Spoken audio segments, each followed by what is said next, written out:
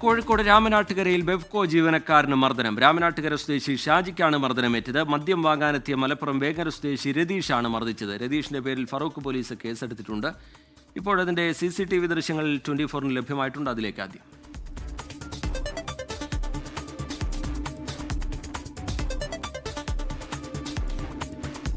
Sameer C Muhammad വിവരങ്ങളുമായി കോഴിക്കോട്ട് നിന്ന് ചേരുന്നുണ്ട്. സമീർ, എന്താണ് സംഭവിച്ചത്? ഇങ്ങനെ ജീവനക്കാരനെ ക്രൂരമായി മർദ്ദിക്കുന്ന നിലയിലേക്ക് കാര്യങ്ങൾ പോയത് എങ്ങനെയാണ് സമീർ?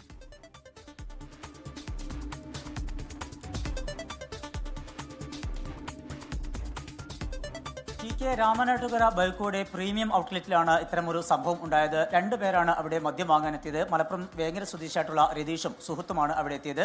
ആ വേളയിൽ രതീഷ് മാത്രമാണ് മദ്യം വാങ്ങാൻ ഉണ്ടായിരുന്നുള്ളൂ. അതേസമയം തന്നെ സുഹൃത്തും അകത്തേക്ക് കയറി വന്നു. അപ്പോൾ സുഹൃത്തിനെ അവിടെ തടഞ്ഞു. രതീഷ് മാത്രം അകത്തേക്ക് വരാൻ ആവശ്യപ്പെട്ടു.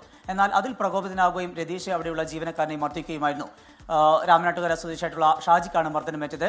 ആദ്യം ഇവിടെ ഉണ്ടായിരുന്നവരെല്ലാം തന്നെ പിടിച്ചു മാറ്റി. പക്ഷേ വീണ്ടും ഒരു സംഘർഷം ഉണ്ടാവുകയും അതിലാണ് ഷാജിക്ക് പരിക്കേൽക്കുകയും ചെയ്തത്. ഷാജിയുടെ തലക്കാണ് പരിക്കേറ്റിരിക്കുന്നത്. ഈ വ്യക്തി ഇപ്പോൾ ഫറൂഖിൽ ചികിത്സ തേടിയിട്ടുണ്ട്. സംഭവവുമായി ബന്ധപ്പെട്ട് ഫറൂഖ് പോലീസാണ് നടപടി ആരംഭിച്ചിരിക്കുന്നത്. ഈ ദൃശ്യങ്ങളുടെ കൂടെ ദൃശ്യങ്ങൾ അടങ്ങിയ ഒരു പരാതിയാണ് ഇപ്പോൾ ഫറൂഖ് സ്റ്റേഷനിൽ നൽകിയിരിക്കുന്നത്. ഷാജിയുടെ പരാതിയിൽ രതീഷിനെതിരെ കേസെടുത്തിട്ടുണ്ട്. ആക്രമിച്ചതിനും അതുപോലെ തന്നെ ഡ്യൂട്ടി തടസ്സപ്പെടുത്തിനുമാണ് കേസെടുത്തിരിക്കുന്നത്.